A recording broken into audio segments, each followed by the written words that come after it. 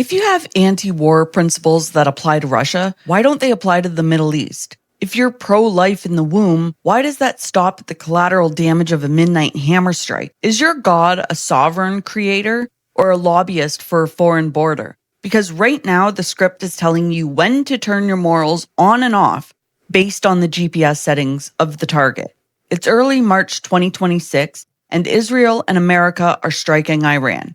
We're seeing the usual binary support it or denounce it with takes by the usual suspects. But nobody is asking about the sheer convenience of Iran being in the crosshairs today, considering that some of us have predicted this exact headline for years. It isn't difficult to do once you see the script. A wise man once said, "Know the outcome and you will see the journey. The stepping stones become clear. You'll know the playbook without having even read it." Well, the stepping stone for the war on terror was laid nearly 40 years ago. It's the manufactured boogeyman the masses need to feel confident in supporting war. You know, a deadly game of weapons and casualties that everyone claims to oppose. But if we oppose war, then why do we allow it? Why is it even an option? A discussion? Why do we give our leaders the green light and emotionally invest ourselves? For democracy? Really? Is that the best you can come up with? We all know it's just a racket, right? A profit scandal designed to make the rich richer, using our politicians as the vehicle to expand their wealth? Let's talk about the business model for a second. War is the most profitable industry on earth because it is the only one that requires its own destruction to stay in business. Every smart bomb dropped is a $2 million invoice sent to the taxpayer, and every city turned to rubble is a multi-billion-dollar reconstruction contract waiting to be signed. They don't need a victory, they just need a sequel that never ends. They aren't fighting for your values, they're fighting for geopolitical expansion. It's a closed-loop system. The defense contractor donates to the politicians vote for war, and the money flows right back to the contractors, who then use those profits to lobby for more war.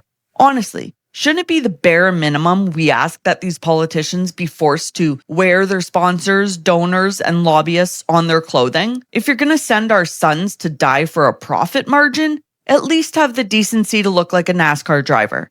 Let us see the Lockheed Martin, Raytheon, and Northrop Grumman patches on your suit before you tell us it's about democracy. At least then the branding would match the paycheck. Or just imagine if every country just worried about itself. I know, wild concept, right? But you don't burst into your neighbor's living room to dictate their life, do you? I hope not. We look out for our neighbors, or we used to anyways, but we don't interfere. We respect that each household governs its own because strong sovereign families are the bedrock of society. But so are sovereign nations. Yet the neo-right has no consistent standard for this. You want the ESG social credit system out of your businesses, the pride out of the schools, and are outraged at how immigration has altered the framework of your country, but then also support the constant physical interference of our people in someone else's home, deciding with bombs and missiles how they should live their lives. It's a multi-decade scam and it's not even logical. So let's brief the blueprint for this. Desert Storm 1991. It was the first video game war where you sat on your couch and watched green-tinted night vision footage of smart bombs on CNN. It was designed to make war look clean, necessary, and high-tech. They painted Saddam as the new Hitler and told us that if we didn't step in, the boogeyman would control the world's oil. We, quote-unquote, won in just 100 hours of ground combat. Great news, right? Well, but we left Saddam in power. Why on earth? To keep the threat alive for the next 30 years of sequels. It was the training ground for your consent. And it was built entirely on a lie. A PR stunt, the result of focus groups, cooked up by a firm called Hill and Knowlton to sell the war to Americans. Just like the Gulf of Tonkin. Just like Pearl Harbor. Just like, well, you fill in the blank. Oh, and Saddam never did take over the world's oil. Surprise, surprise.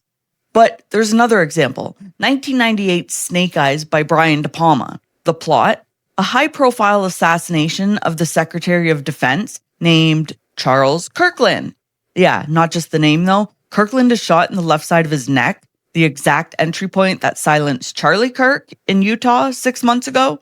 And the movie featured a boxer named Tyler, the executioner, who takes a dive to start the chaos. In our world, the man in handcuffs is Tyler Robinson. But I'm not here to rehash a conspiracy spiral that's outdated by 6 months, but to paint a bigger picture and demonstrate my point, to illustrate how the system operates, because the movie shows us how easy it is to manufacture a boogeyman to hide an inside job or a hidden motive. The system needs you to see a terrorist so you don't see a profiteer. It needs you to see a radicalized gunman rather than a web of corruption. In the movie, the PR stunt was a lone wolf Palestinian terrorist. The media bought it, the public cheered for taking him out, and the real audience resonated because their minds had already been filled with Bush-era Gulf War propaganda. It was believable, right?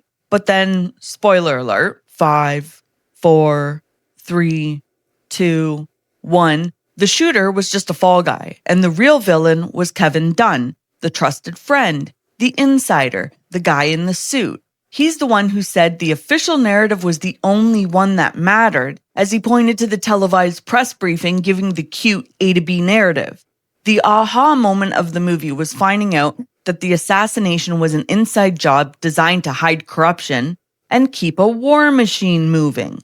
This is DC, in a nutshell. It's the real world. The puppet politicians don't need the truth, and they'll never tell you that the profits of war make the world go round. They just need a story that fits an off-ramp narrative that's been building for half a lifetime, if not more. The idea that fighting radical Islam is in the interest of both Israel and us, connected by a spiritual history and destination. In Snake Eyes, the conspiracy didn't care about the boxing match. They cared about the Air Guard missile defense system. The match was just the noise. And in 2026, the Islamic boogeyman is the noise. And the motive is profit plus geopolitical expansions. Think about it. Without the fear of the Islamic boogeyman, the theological loyalty pledge has no urgency.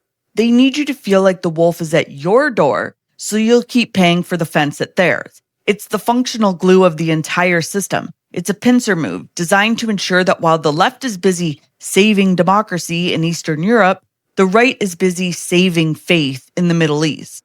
And this is the part that should keep you up at night. Israel is just the right to Ukraine. You spent years mocking the left for I stand with profile pictures and their uncritical worship of a foreign leader in a green tracksuit. You called it virtue signaling. You called it a globalist money laundering scheme. But look at your own hands. You've traded a yellow and blue flag for a blue and white one, and the script hasn't changed a single line. It's the same emotional architecture. It's the same blank check. It's the same if you don't support this foreign war, you're a traitor rhetoric. The only difference is the branding. The left gets global democracy, the right gets the Holy Land, and the Pentagon gets the check. Now, the kicker is that conservatives pretend to be masters of recognizing propaganda, but proof that they aren't is that they're still holding true to a Bush-era state narrative like it's a security blanket. Just listen to how they discuss 9/11 or the war in Gaza. It's actually quite horrifying, and it's eerie realizing how little self-awareness the so-called pro-lifers have when reusing these prompts. I mean, they'll call out a rhino warhawk in a heartbeat, but will bet their life on the slogan, Israel has a right to exist, to justify mass casualties and the slaughtering of innocents and children. The very slogan is a propaganda placeholder meant to shut down debate. But the point is that it's not a sincere, principled belief in the threat of Islam that dominates the sentiment. It's allegiance and fidelity. It's a binary they've been sucked into that says that disinterest equals betrayal, that taking no side means taking a side, that you think Israel doesn't have a right to exist. Why do we never hear that as it pertains to France or Japan? I mean, it's that loyalty spiral we talked about before. And boy, does it sound like the left. How anyone has bought this is beyond me. It's absolutely insulting. But it's rooted in an even greater narrative they've been sold.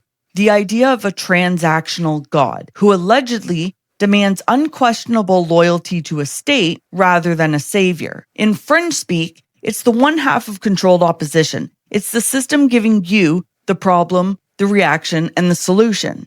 And if you want proof of the controlled environment, rewatch the 2019 hate crimes hearing on political extremism and domestic terrorism. You had two factions of the same interest group, the ADL and Morton Klein of the ZOA, squeezing the American mind from both sides. One tells the left to fear white supremacy, the other tells the right to fear the Islamic boogeyman. And while you're busy picking a side, they're closing the trap, hoping that if they can't get you with the boogeyman narrative, they can at least get you with the bad Christian tropes. Really, the loyalty pledge is a self-fulfilling duality. They don't care which side of the coin you choose, because both sides spend the exact same way at the Pentagon. Whether you're protecting an ally or fighting colonialism, the result is the same. More suns in the dirt and more zeros in the offshore accounts. The difference is that protecting an ally is a stronger sentiment because it's baked into your religious dogma too, conveniently. It's a theology monopoly, where the most valuable asset in the Pentagon isn't the missiles, but the moral permission granted by the American evangelical conservative base, because they've been sold said transactional god, a lobbyist, I guess. But those who control movements and move policy don't care about principles nor your faith, regardless of how much they use emotion to try to convince you of this fact. In reality, they only care about your hysteria, because hysteria leads to loyalty spirals, which leads to fulfilling their interest, or their lobbyist interest. Fear is the greatest tool of manipulation, just like we saw throughout 2020, when everyone was told, don't go outside, don't talk to your neighbor, and nobody was told, relax, take care of yourself, maybe meditate and eat well. I shouldn't have to remind anyone about how this works. To be clear, the idea that Middle Eastern war requires a different set of standards isn't original, nor anti-establishment, nor brave. It's exactly as scripted.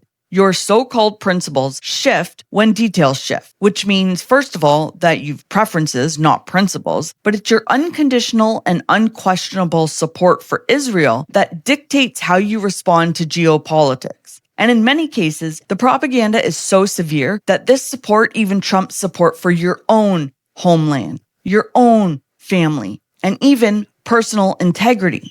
I mean, think of the money alone your government would save if it wasn't constantly involving itself in foreign wars, like $3.7 billion in just 4 days of epic fury. Imagine how much that could have done for your own people, your own family. Yet some of you fight harder to preserve Israel's borders than you do your own. That's not natural. It's artificially ingrained in your faith, which is woven into Republican politics, because truthfully, without Christian Zionist support, Israel wouldn't have much, if any, support at all. But for Christian conservatives, they believe they're fighting a faith-based war machine. If you want to know where the actual signal is, look at the local Catholic schools. In areas with dense Muslim populations, the Catholic schools have large percentages of Muslim students too. Why? Because Muslim parents and Christian parents share the same core anxieties about the modern world. They want their children protected from the gender-bending curriculum and erasure of the family. They're the ones standing shoulder to shoulder with you at the school board and city hall meetings. They don't mind their children learning about Jesus because at least they honor him as a holy prophet. Isa, born of a virgin. More than you can say about those in the fortress you're protecting. But once the bombs start dropping in the Middle East, you resort to this idea that they are your biggest threat. That they're a threat to you. You act like this is your bread and butter. Oh, because you're ally. But what's it to you? Why get your knickers in a knot for someone else's drama? Do you usually do that? That's quite strange, and it's not very conservative of you. Also, didn't you say no more brother wars like 2 years ago? What gives? So this begs a more sincere question. Are you supporting this because you believe it's right, or because you're terrified that if you don't, your God will stop loving you? Because that isn't Christianity. That's a Schofield reference. And if you're so pro-life and pro-sovereignty, then don't you believe that all people have a right to it? Or is it reserved only for you and your greatest ally? How great can an ally really be if they're constantly dragging you into their conflict and then handing you the bill? They're shaking you down and racket running your faith, convincing you that fighting their battles is for your own good and your best interests too. But while you're busy guarding a border 6,000 miles away, the very fortress you claim to protect is liquidating your own. They have you focused on the rubble in the Middle East so you won't notice that your own country is being turned to dust and sold to the highest bidder. Yeah, we've seen the script before. Maybe globalism is part of the problem too, granted, but the loyalty spiral is the fuel. If a gatekeeper like Charlie Kirk breaks the transactional God seal and tells millions of Christians, hey, Your faith does not require you to be a foot soldier for a secular geopolitical machine. The entire fortress collapses in a weekend. But that's the only way it works. Forget snake eyes, open your real eyes, and realize the real lies. Wake up, see the script, nuke the binary.